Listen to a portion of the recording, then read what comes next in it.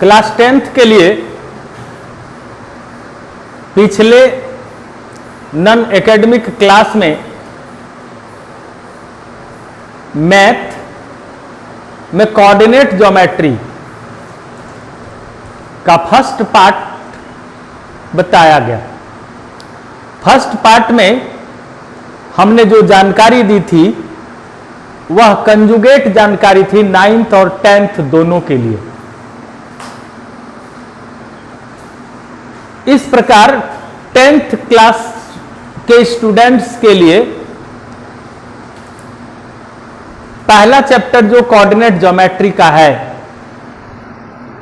वह निश्चित रूप से सॉल्व हो गया होगा आपको उस पिछले वीडियो के अवलोकन के पश्चात। आज आपको आगे के एक्सरसाइज को सॉल्व करने के लिए डिस्टेंस फॉर्मूला जानने की जरूरत है। डिस्टेंस फॉर्मूला को मैं आज डिराइव करके आपको बताता हूं और आप डिस्टेंस फॉर्मूला को याद रखे हुए हैं या याद रखेंगे तो निश्चित रूप से उस पर आधारित सारे प्रश्न सॉल्व हो जाएंगे। तो डिस्टेंस फॉर्मूला क्या है इसको समझना है। आप कोऑर्डिनेट में जान चुके हैं कि कोई भी पॉइंट, कोई भी बिंदु, किसी स्थान पर जो बिंदु होता है, किसी समतल पर जो कोई बिंदु है, उस बिंदु को इंडिकेट करने के लिए दो स्वतंत्र चर की जरूरत होती है। तो एक बिंदु A है और इसके स्वतंत्र चर x1 y1 है, जिसमें x1 भुज है और y1 कोटि है। फिर एक दूसरा बिंदु B है, इसके भुज और ये कोटि x2 y2, x2 भुज y2 कोटि होगा। इस बिंदु को ये दो स्वतंत्र चर जो लोकेट कर रहा है, बता रहा है कि वेयर A इज प्रेजेंट, उसको कौन बताता है? x1 और y1 बताता है। वो कहता है कि x की दिशा में इतना चलें और y की दिशा में इतना चलें तो आप A बिंदु पर पहुंच जाएंगे।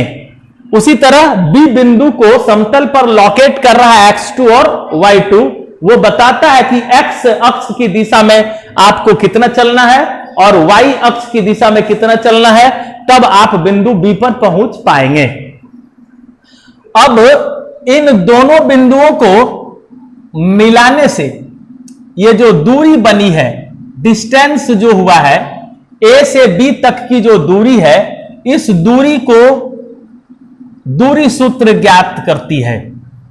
इसको ज्ञात करने के लिए अब हम एक एक्सिस डालते हैं। यहां x अक्ष हो गया, ये y अक्ष है, ये x अक्ष है और यह मूल बिंदु। तो इसको इंडिकेट किया गया है, इसको इंडिकेट किया गया x1 यानी ये भुज A पर जाने के लिए x की दिशा में ये x1 है और फिर यहां जाने के लिए y की दिशा में ये y1 है।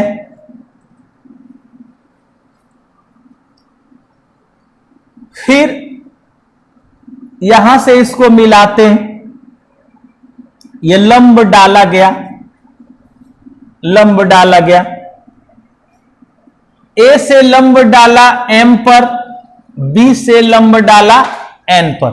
अब हम यहां लिख सकते हैं A M लंब डाला गया OX पर और B N लंब डाला गया OX पर। अब यहां से O से मूल बिंदु से X की दिशा में यह जो भुज है वो इसके लिए x2 B बिंदु के लिए, और फिर यहां से y की दिशा में जो कोटि है वह y2 है। अब हम यहां लिख लेंगे OM। OM का मान x1 है, और फिर ON का मान x2 है, फिर A से M की दूरी y1 है, फिर B से N की दूरी y2 है। अब M से N हमको यहां जानना है, M से N, तो ON में O से N में O से M को हम घटा देंगे, सबट्रैक्ट करेंगे तो MN बचेगा। MN को लिख सकते हैं ON माइनस OM, तो ON का मान कितना है x2 और OM का मान कितना है x1, तब MN का मान निकला x2 माइनस x1।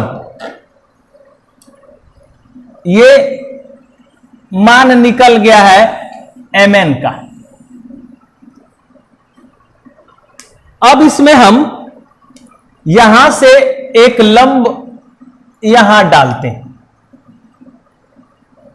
और इसको सूचित करते हैं R से। AR लंब डाला BN पर, यहां लिख सकते हैं AR लंब डाला गया BN पर। AR उतना ही होगा जितना कि MN होगा, क्योंकि लंब डाला, यहां भी लंब डाला, तो ये 90 डिग्री है, इसलिए MN का जो मान होगा वह AR के बराबर होगा। तो हम यहां लिख सकते हैं AR is equal to MN is equal to x2 minus x1।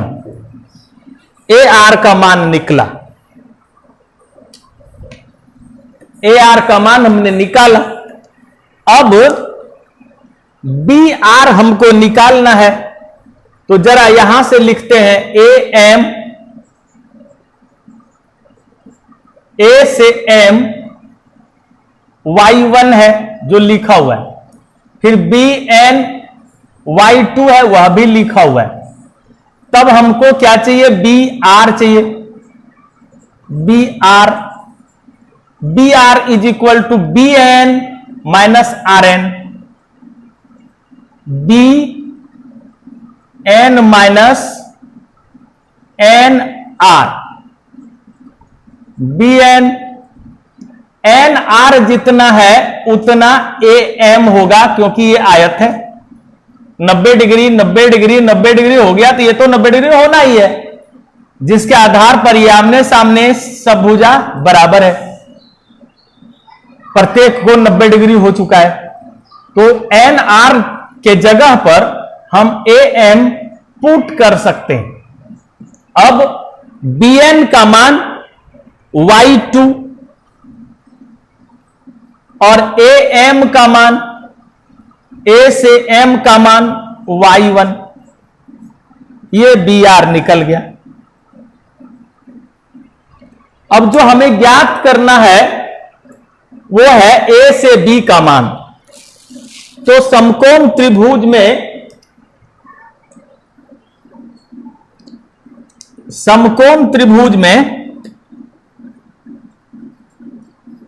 ये समकोण त्रिभुज ARB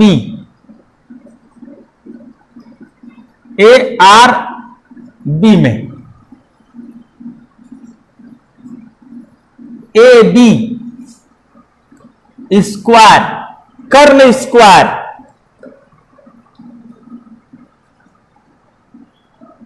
AR स्क्वायर जोड़ BR स्क्वायर। अब AR का मान हमने निकाला x2 माइनस x1 का होल स्क्वायर, br के बदले y2 माइनस y1 का होल स्क्वायर, ये ab स्क्वायर का मान है। फिर हम ab बराबर लिख सकते हैं x2 minus x1 whole square plus y2 minus y1 का होल स्क्वायर ओवर रूट। यही दूरी है, a से b के बीच की दूरी है, उस दूरी को d से सूचित करते हैं, तो d is equal to x2 minus x1 का whole square y2 minus y1 का होल स्क्वायर ओवर रूट। अर्थात दूरी सूत्र बताता है दो बिंदुओं के भुज के अंतर का वर्ग एवं उन बिंदुओं के कोटि के अंतर के वर्ग। ये भुज का अंतर है दो बिंदु के लिए, एक x1 और एक x2, और फिर ये कोटि का अंतर है, यानी d का जो वैल्यू हो गया ये भुज के अंतर का वर्ग और फिर कोटि के अंतर का वर्ग है, और तब यहां रूट हो गया। अब जो ये डिस्टेंस फॉर्मूला है ये कैसे निकला आप जान गए। आप इसको अच्छी तरह से देखें, फेयर कॉपी में इसको नोट करेंगे, और ये डिस्टेंस फॉर्मूला एकदम याद करना है। याद करने में कहां कुछ है, तो दो बिंदु है, दोनों बिंदुओं के भुज का जो अंतर होगा उसका वर्ग, और जो कोटि है उसके अंतर के वर्ग को जोड़ने पर जो उसका रूट प्राप्त होता है उसी को d, उसी से डिस्टेंस निकलता है। ये रूट कहां से आया ये भी आप जानते हैं कि पाइथागोरस सूत्र लागू हुआ है समकोण त्रिभुज में, कर्ण स्क्वायर बराबर लंब स्क्वायर जोड़ आधार स्क्वायर के सूत्र का उपयोग हुआ है। इस प्रकार दो भिन्न बिंदुओं के बीच की दूरी ज्ञात करने के लिए आपने दूरी सूत्र इसमें जाना। अब इससे संबंधित जो सारे प्रश्न आपके चैप्टर्स में दिए गए हैं बारीकी से आप उसको समझें और उसको इस सूत्र पर आप बैठाएंगे और आप कैलकुलेशन में आगे की ओर सावधानी पूर्वक बढ़ेंगे। निश्चित रूप से आपको सारे प्रश्नों का उत्तर मिलेगा। मैक्सिमम क्वेश्चन आप खुद से बना सकते हैं, आप प्रयास करेंगे तो। जो प्रश्न आपसे नहीं बन पाएगा, कुछ ही प्रश्न ऐसे होंगे जो आप शायद क्वेश्चन नहीं समझ पा रहे तब नहीं बनेगा, तो वैसी स्थिति में आप सिर्फ बुक का नाम और क्वेश्चन संख्या, प्रश्न संख्या ये आप कमेंट सेक्शन में डालेंगे, आपको उस प्रश्न का उत्तर बना के भेजा जाएगा। अगले वीडियो में मैं उस प्रश्न को सॉल्व करूंगा। लेकिन आप जिस प्रॉब्लम को पूछेंगे उसी प्रॉब्लम को सॉल्व करके मैं भेजूंगा, क्योंकि मुझे विश्वास है कि आप जैसे ही इस डिस्टेंस फॉर्मूला को अच्छी तरह सीख गए होंगे, आपसे सारा प्रश्न बनेगा। कुछ प्रश्न उसमें जो जटिल होंगे, जो समझ में नहीं आएगा, वो प्रश्न मैं सॉल्व कर दूंगा। इसलिए आप कमेंट सेक्शन में लिखेंगे जरूर, आप क्वेश्चन नंबर और बुक का नाम, आपको सॉल्यूशन मिलेगा। धन्यवाद। इसके अतिरिक्त आपको एक जानकारी और देने की जरूरत है कि आज मैं पार्ट 2 कोऑर्डिनेट ज्योमेट्री से संबंधित जो जानकारी दिया गया, इसके पहले 2 पार्ट, यानी आज पार्ट 3 है कोऑर्डिनेट ज्योमेट्री का, इसके पहले 2 पार्ट हमने बताया है और वह वीडियो आपको उपलब्ध हो पाया होगा। जो स्टूडेंट पहले दिए गए उन 2 पार्ट को नहीं देखेंगे, उनको यहां से फिर ठीक से समझ में प्रॉपर वे में नहीं आएगा, जिसके कारण सारे प्रश्न आप खुद से खुद बनाने में सक्षम नहीं हो पाएंगे जब आप पिछले 2 वीडियो को नहीं देखेंगे तो, क्योंकि बेसिक कोऑर्डिनेट ज्योमेट्री के बेसिक कॉन्सेप्ट की उसमें जानकारी है, दी गई है, और उसी से रिलेटेड ये आप आगे जानेंगे। सीखने का तात्पर्य यही होता है कि आप नॉन टू अननोन बढ़ें। आप नॉन टू अननोन जब बढ़ेंगे तो सारा अननोन नॉन बनते चला जाएगा, यानी जो आप नहीं जानते हैं उसको जानना है। तो पहले आप क्या जानते हैं वहां से उसको जोड़कर जब आप आगे बढ़ेंगे तभी आप नहीं जानी गई बात को ठीक से जान पाएंगे।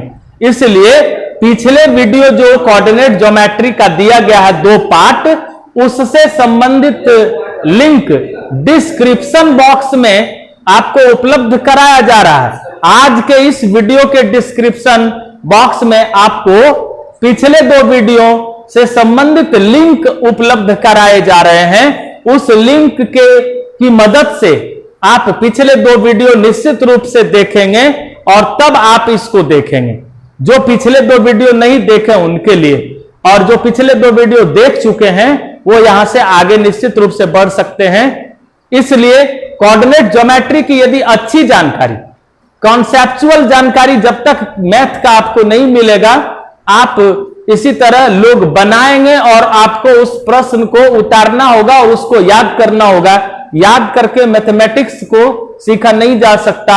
इसलिए अच्छे कॉन्सेप्ट के लिए आप निश्चित रूप से पिछले 2 वीडियो को जरूर देखेंगे, जिसका लिंक इस वीडियो के डिस्क्रिप्शन बॉक्स में आपको उपलब्ध कराया गया है। पुनः धन्यवाद।